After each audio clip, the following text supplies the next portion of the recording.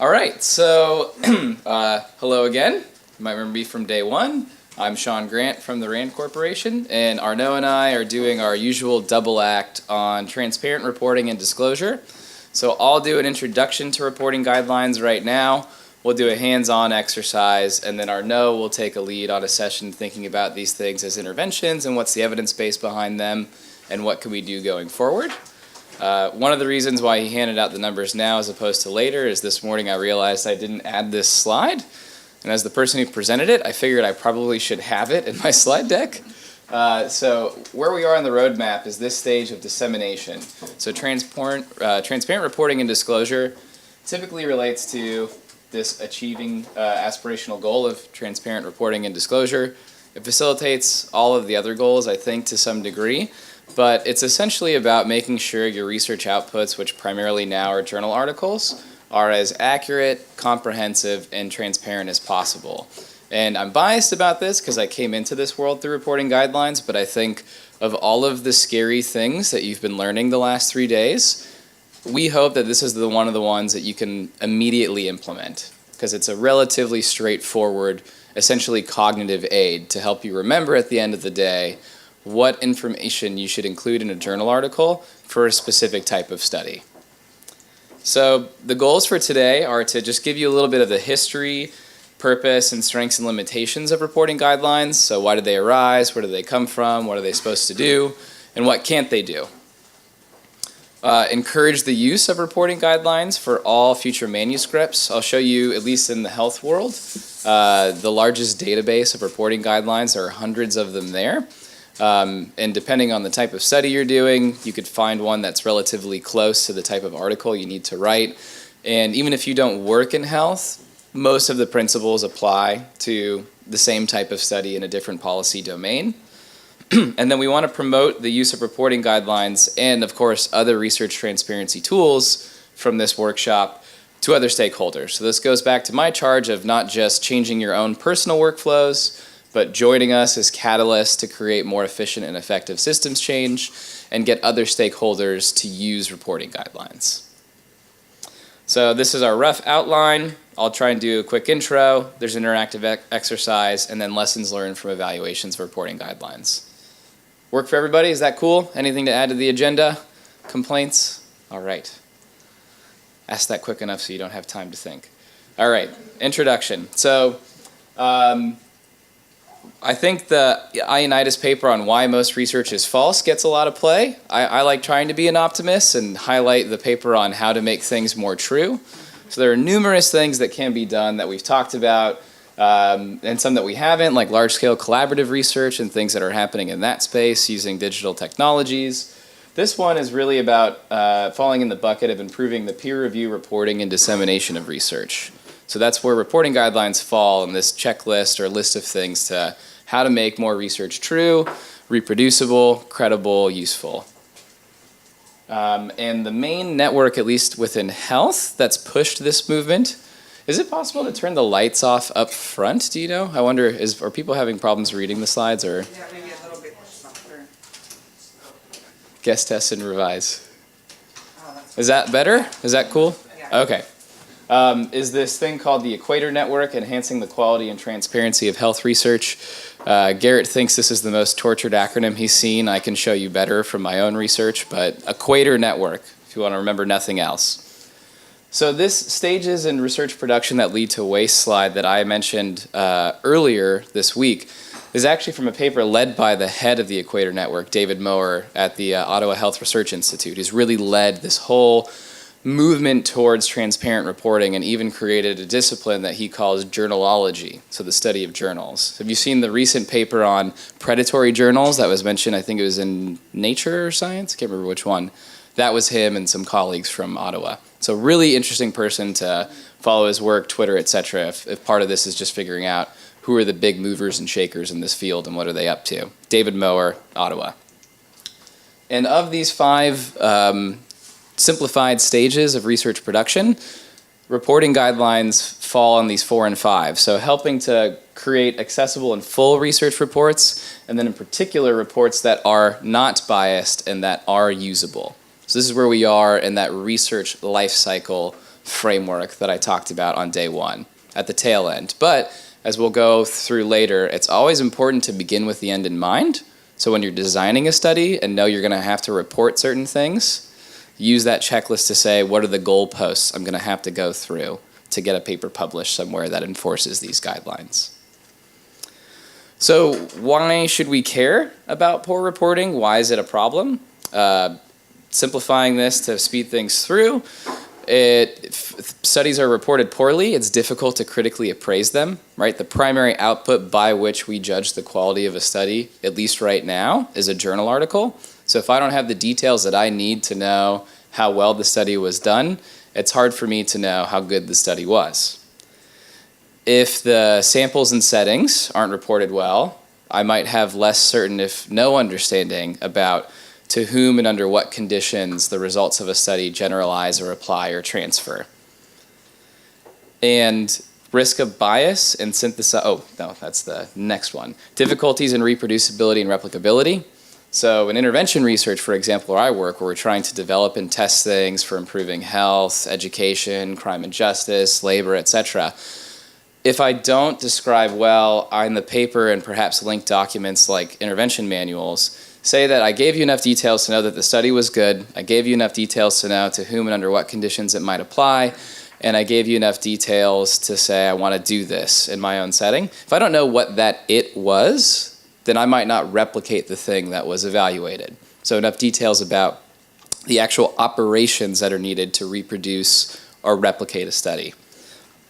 And at the end of the day, one of the reasons why reporting guidelines have been created, at least in the first place, systematic reviewers, people who do literature reviews and meta-analyses on the effects of interventions, which a lot of the EQUATOR Network folks are, had gotten to the point of saying, with what's been reported in these studies, if I don't know how good they are, if I don't know where they apply, I don't know what the interventions are, I'm really risking my meta-analyses being garbage in, garbage out. I'm putting in crap studies, and so I'm spitting out a crap meta-analysis. Or perhaps I'm comparing apples and oranges. People are using the same labels in studies, but without more nuanced detail.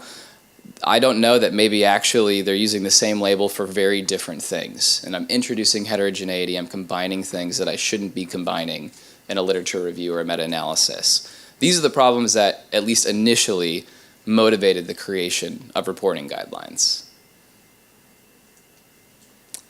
So the EQUATOR Network likes to think about making reports that are fit for purpose. So knowing that a published research article is often the most common permanent record of a study once it's done, we're trying to change that as the only, if not the main thing, through things like this workshop. But I think we can all agree at the moment, the journal article is king. It will be used by different users for different purposes, which means that even within one article, there might be different needs of reporting. For reviewers, for example, thinking about Arnaud's presentation on doing literature reviews, you'll be screening titles and abstracts, for example, for information to know whether this individual study is relevant to the literature review or background section I'm writing. For some, it might be about trying to identify the methods and the findings to see whether they are rigorous and whether there's enough detail that I can reproduce them. So all this to say that the research article is not only the end product of your study, but it's also the raw material for other processes. So thinking of this not just as a way for you to finish and cap off your study and say, I'm done, it's out there in the world, but really have the next person in mind who you're kicking the can to or passing the baton to. And in intervention research, particularly in healthcare, that's not just for a further primary research study, so it's not just a replicatory trial or moving from efficacy to effectiveness testing, but it's also for systematic reviewers who are trying to provide more reliable estimates of the effects of interventions on outcomes of interest, which either informs directly a practice guideline, like a clinical practice guideline, or itself informs policy and practice. So at the end of the day, there really is quite a linear line, at least in fields that have this formalized, between the quality of publications and recommendations for real-world policy and practice. So this isn't just an intellectual exercise or just good for the scientific system, but really for those who we ultimately want to use this evidence. I think most, if not all of us, got into this with some interest in making the world a better place. So that's my ethical argument for why you should care about transparent reporting. So when you have to think about all of these different purposes for a research article, knowing that right now, without reporting guidelines, a lot of what drives what's contained in an article and how it's written is creating a good story, right? A good narrative that this journal will say, I like this story, and so I'm going to publish this paper because I'm just thinking of when I can get this thing published, put it on the CV, help out with hiring, promotion, tenure, etc. We need to think about telling the whole story. So not hiding anything, accurately describing the things that we need to describe, and making sure it's everything, or at least the minimum set of things that someone would want to know for the various purposes that I've gone through for the use of a research article. So aspects of responsible research reporting, the principles that underlie reporting guidelines, are to report your results clearly in honesty. So there's no fabrication, there's no falsification, there's not any inappropriate manipulation of your data. Describing your methods clearly and unambiguously so that the findings can be confirmed, replicated, appraised by others. Adhere to publication requirements, so not plagiarizing your work, not salami slicing in a way that's inappropriate, not publishing something in multiple outlets and not letting folks know that you're doing this.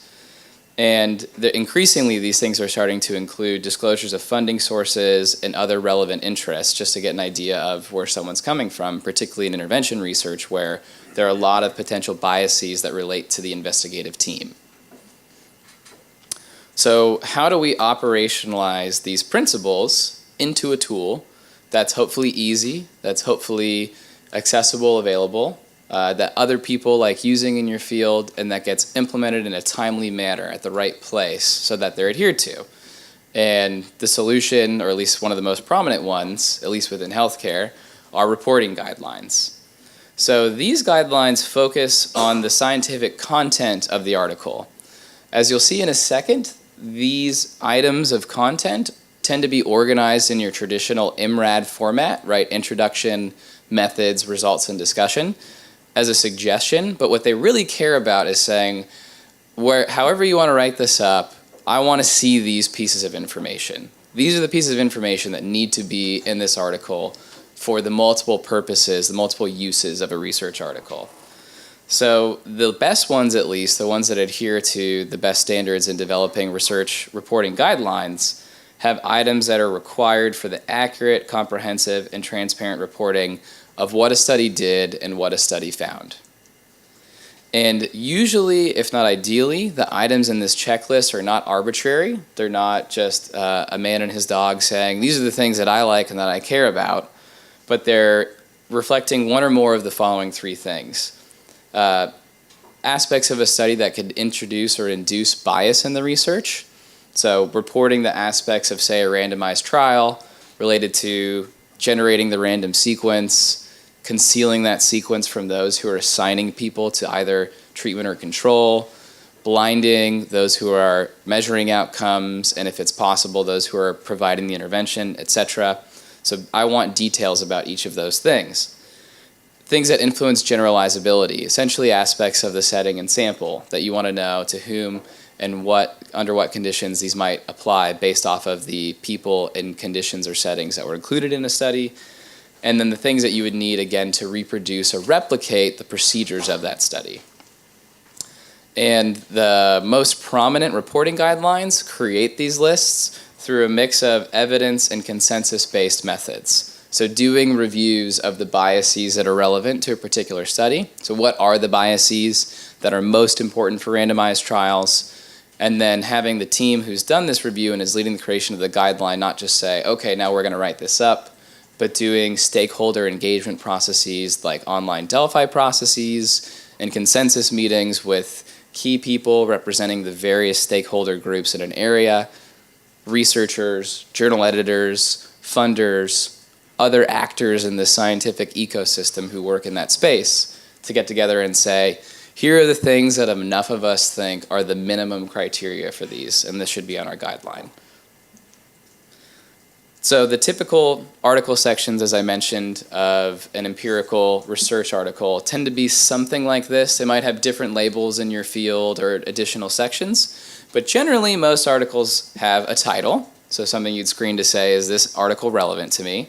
Some abstract that summarizes in a limited number of words what that article says, an introduction or background or literature review section that says here's what informed this study, the methods and results, what you did and what you found, and some sort of discussion, your interpretation of what you found, how reliable you think that is, what you think it means for future research, practice, policy, other groups. So reporting guidelines try to organize their content or items like that. So this is the consort checklist, the consolidated standards of reporting trials. The first one was created in 1996, and this is really, I think, the sort of the genesis of this whole reporting guidelines movement started with consort. And they organize each of their items by the section. So these are the items related to the title and abstract, to the introduction, to the methods, etc. So you know what area one would typically expect to find this info. It gives you an item, so this is what we want you to describe. And it does that from start to finish for a journal article. Most of the guidelines for empirical research also involve some sort of flow diagram. So has anyone ever had to fill out one of these of how many people you approached, how many were included, follow-up, yay or nay? At least one brave soul. Did you hate doing it or did you find it useful? Both, all right. Nicely done, yes, could be both. Those are really a result of reporting guidelines, including these. So to show that these have actually already had influence, they've become normative in a lot of fields because of things like consort or prisma for systematic reviews and meta-analyses. But this helps you track through a study everything from the number of people that you've approached down through how many were included in each follow-up point in analysis. So you've got one pretty picture summarizing what your sample size is along the way. So as I mentioned, these checklists tend to focus primarily on study design and methods. There are some core reporting guidelines like consort overall, prisma overall, that are supposed to be generally applicable no matter what kind of randomized trial you've done, what kind of systematic review you've done. And they focus on the key methodological features of that study and try not to be specific in the context of EQUATOR to any disease or health area. But one could think across policy areas, and hopefully it's not too specific to medicine, for example, that it's irrelevant or unhelpful for an economist. In a second, I'll show you the homepage for EQUATOR that has a list of what they consider their core reporting guidelines. And some of those are consort for randomized trials, strobe is for observational studies, and some are only for part of a research study or paper. Like there's an abstracts extension for consort and prisma where they say, here's what we at least want in the abstract. Some then offer more specialized designs. So for example, consort created an extension specifically for cluster trials. So if I'm randomizing not individuals, but groups, places, schools, organizations, there are certain things, additional pieces of information that I want to know. For example, how did you correct for intra-cluster correlation that are then included in this checklist? And then some go even further and do very specific methods in specific disciplines. So you could really start up really broad and really high and go down the rabbit hole as much as you want, and we can debate after the second session the utility of things that are really broad versus very narrow. But just to let you know that there are some things that are specifically about how do you report quality of life assessments in arthritis research. It really gets that narrow. So here's an example of the consort statement. The 2010 is the most recent version, and that's just for parallel group RCTs. So in their mind, this is for really, the things here should be applicable to any randomized trial that anyone is doing.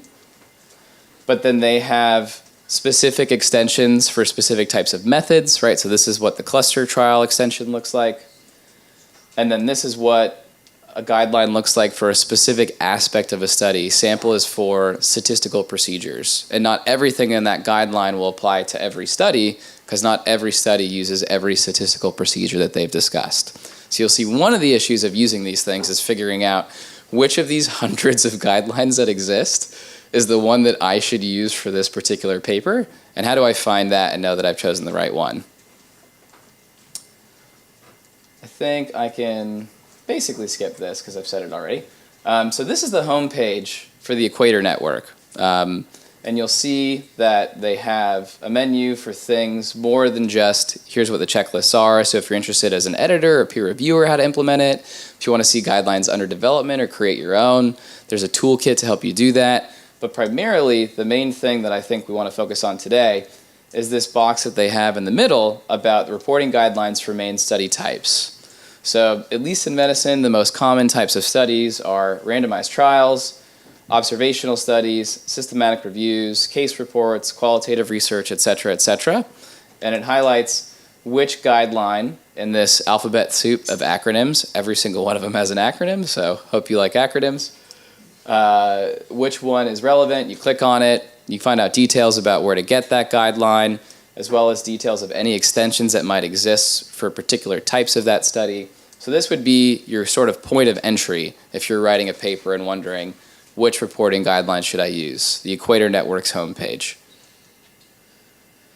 This is their library for health research, so in addition to doing a more detailed Google type search for a reporting guideline, you can also browse them by specialty, see which ones are under development, see if any have been translated to a language other than English, because most of these are in English, their reporting guideline manual, etc. So again, more resources than just finding the guideline for your particular study.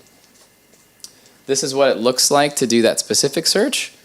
You can identify a particular study type, maybe a particular clinical area if you're within health, and then a specific section of report even, if you want to get a really focused or narrowed guideline as opposed to those large generic ones that they list on the homepage.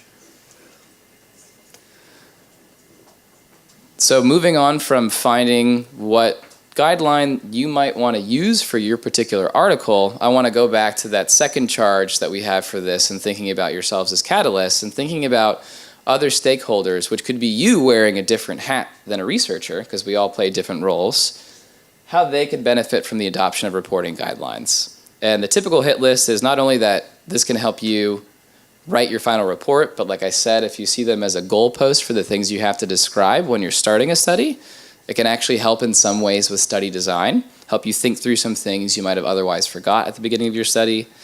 Editors and peer reviewers are increasingly using these to assist with their appraisal of studies. If nothing else, having authors complete a checklist to see if all of these things have been discussed, and then it serves as an aid to say, well, now that they said they discussed it, let me go to that page and find out what they actually did, and then I can appraise that information.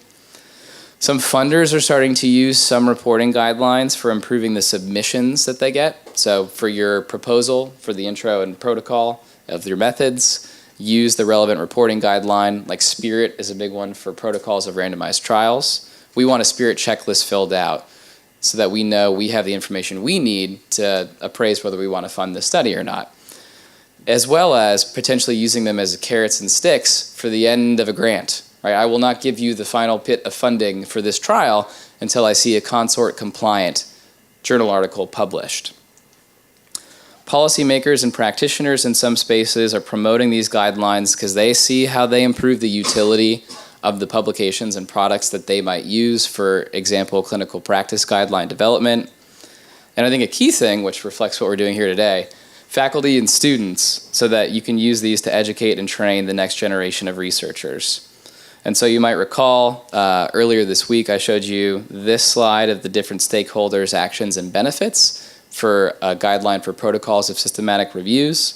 So both Prisma P and SPIRIT at least have these checklists to help you think through in more nuanced details how different stakeholders can benefit. For anyone who's really interested in that, you can check those out for more information.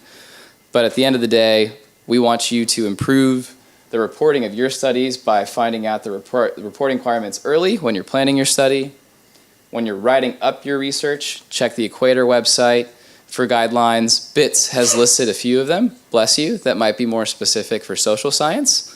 So figure out, okay, which one might be relevant for this paper, knowing that this is a dynamic and active space, so maybe there's a new one or an updated version of the one you used to design your study.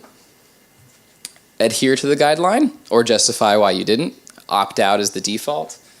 When you're not reporting those items that you think are irrelevant, explain why. And remember that other details specific to your study may not be in the reporting guideline.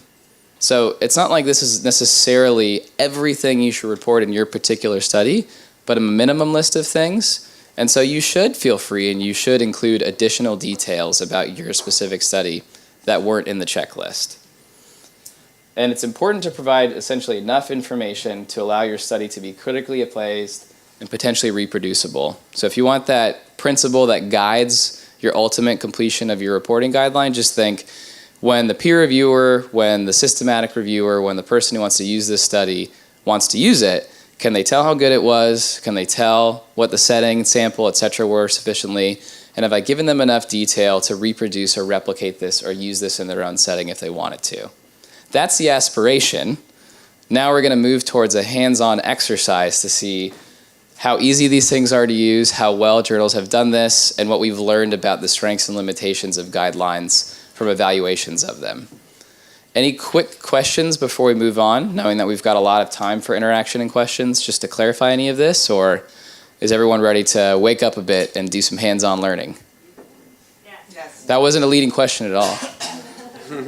One quick question? I know that these reporting guidelines in their majority apply to scientific research. Like when you are doing your research and you want to publish, then you have to follow these things in order to make it clear.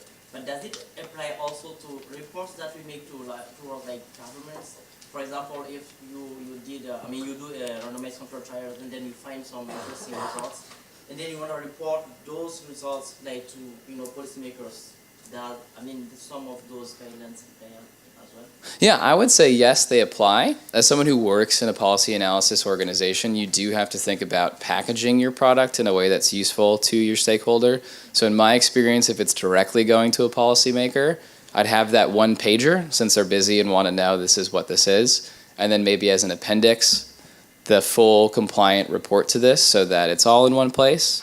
So I don't want to be naive and say, everything you do for everybody should be a full scientific report, because then certain audiences will not use it. But if you commit yourself to saying everything that needs to be out there is out there for the scientific research officer at this policy organization, I'm not hiding anything. I put it there, and then from that, I've created a summary that's useful to the decision maker, trusting the rigor of the work that I've done. That is the more realistic approach that I've taken, at least, and happy to debate that. But I would say, yes, definitely use these in that context as well. Arnaud. Okay, so we could spend the rest of the session talking about reporting guidelines, which would be boring, or we could let you use them in the next 15 seconds and let you decide whether you like them or not, or whether you think and they might have an effect on the way you report your own studies or not. So which might be fun or not, I don't know, we'll see.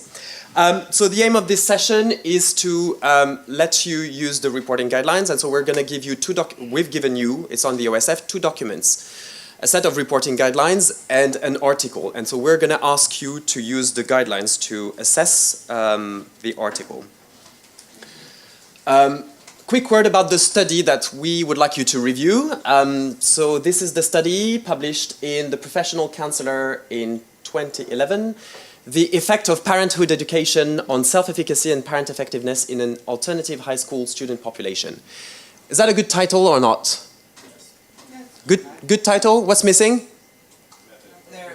The title. The methodology. I think it would be nice to have an experiment or RCT, whatever it is. But not so bad. Could be worse. So we selected this study because it's in the field of psychology, so social science. It's an RCT, so it's fairly easy to understand in terms of design, and it's we found it very reasonably clear and well written, which doesn't mean that it's well reported necessarily. So when systematic reviewers analyze or review an article, usually they're interested in 4 essential characteristics or components: the population, the intervention, the comparator, and the outcome in the study. Hence the acronym PICO, right? And in this study, the population is a group of adolescents, right? I think they're between 13 and 18 years old. And it's a study that took place in the US. The intervention here that is being evaluated is a 16-session parenthood education program. The control group had no parenthood education program. Well, actually, they got the intervention, but after the study was conducted, right? And the 2 outcomes of interest here are a measure of self-efficacy, so the belief in one's ability to do something, and a measure of parent effectiveness. Now, a quick word about the reporting guidelines we would like you to use today. So they're the JARS-MARS reporting guidelines, or the APA reporting guidelines, and they were published in 2008. Today we will focus on 2 tables, Table 1 and Table 2, so ignore Table 3. I'm going to ask you, so on the OSF, you will see that in addition to our presentation, to the slide decks, you have 2 documents. One is the study we would like you to read. Sorry, it's not this one.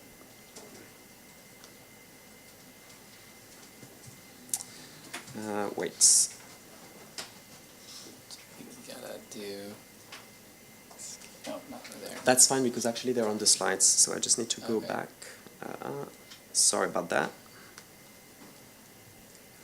So in the on the OSF, you should have a document that looks like this. So this is the study we would like you to use, right? So make sure you have it in front of you. And the other document is this one. So it's the JARS-MARS guidelines, right? So make sure you have these 2 documents because you will need the 2 documents. Okay, I'd like you now to take 3 minutes to read just the abstracts of the study.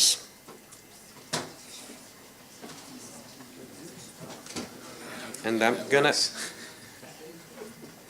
So, yeah, please take 2-3 minutes to just read the abstract. All of you.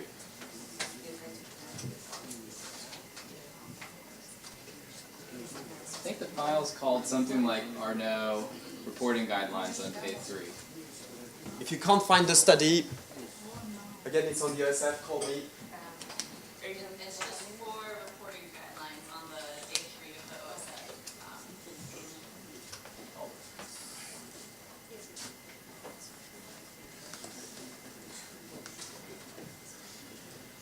This one, right? Yeah. So it's going to be called this. So, reporting guidelines and reporting article for review. This is box, so that the page will look different, but that's what the files are called.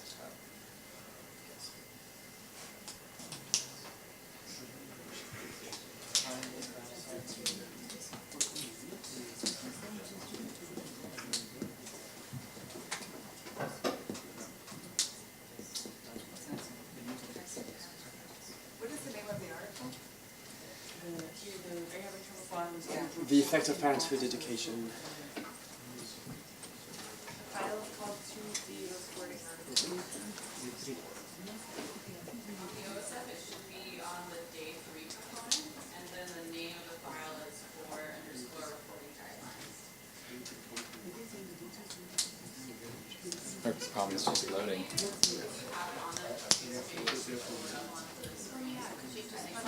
Write the abstracts.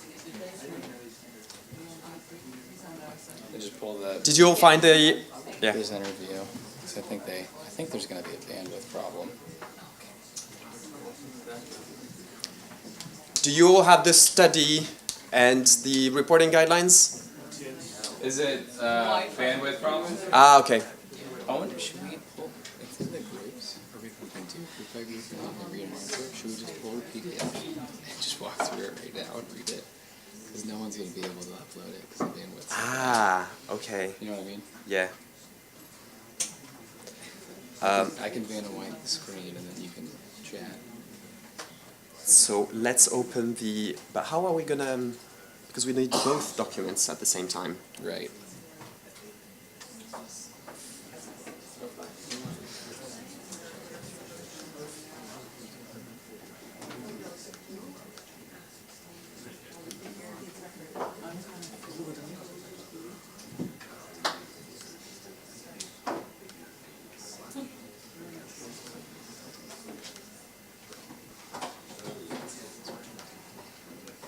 Can you please raise your hands if you can't open one of the documents?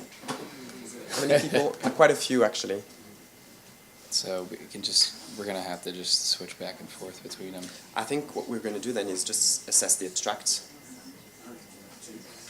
So we can show the abstracts. Right. They all read it, and then anyway, we don't have so much time. Yeah. All right. Sorry about that. Change of plan. So what we're gonna, I don't know if you can read the abstract. The people sitting in the back of the room, you might be a bit too far. Can you read it?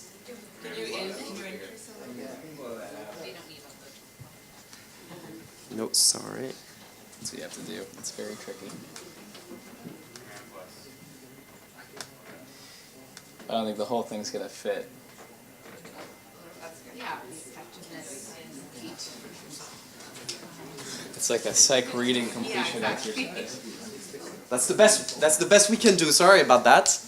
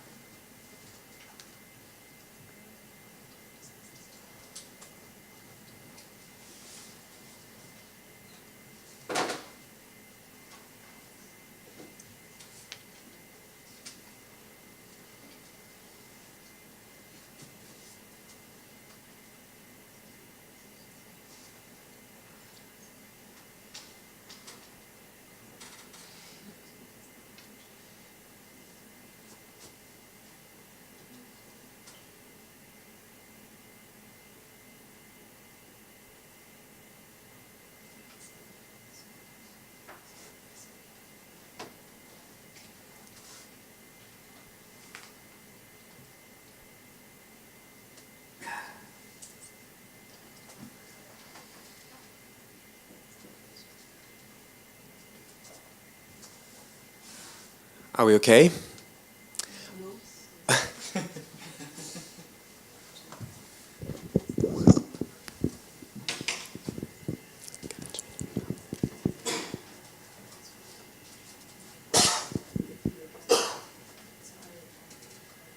Okay, so the initial plan is that we would allocate you to groups and we would ask you to read different parts of the article using different parts of the reporting guidelines. But because technology is failing us today and also because we're a little bit behind schedule, so what we're going to do is that we're only, as a group, assess the abstracts and using the relevant parts of the reporting guidelines. I think another thing we could do then with that as we go through is then think about knowing there are limitations to what can be described in an abstract. What additional detail would you want to see in the full report related to that? Does that make sense? Does it make sense to you? So we'll have some details in the methods here, and okay, I can only fit so much in the abstract. So in the paper, I would hope to see this, I'd hope to see this, I hope to see this as well. Makeshift plan? All right. So should we start with the abstract still and then move on to the method section? It would be helpful if you could still open the reporting guidelines. Can you please raise your hand if you can't? If you can't open it, can't open the document. We need at least one document per group. So maybe, can you share computers maybe? So if you open the reporting guidelines, you will see that there is a section. It should be in table 1.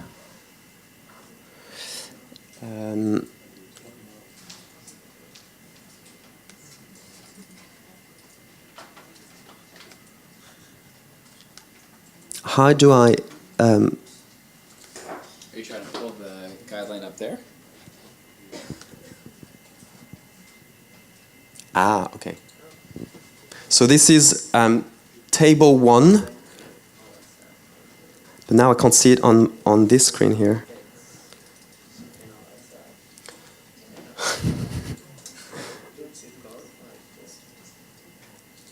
How can I move, Sean? Sorry about that. What are you trying to do? Just make sure that they see that it's actually the table 1. Yeah. Okay, so this is what you need. This is a part of the reporting guidelines that you need. Table 1,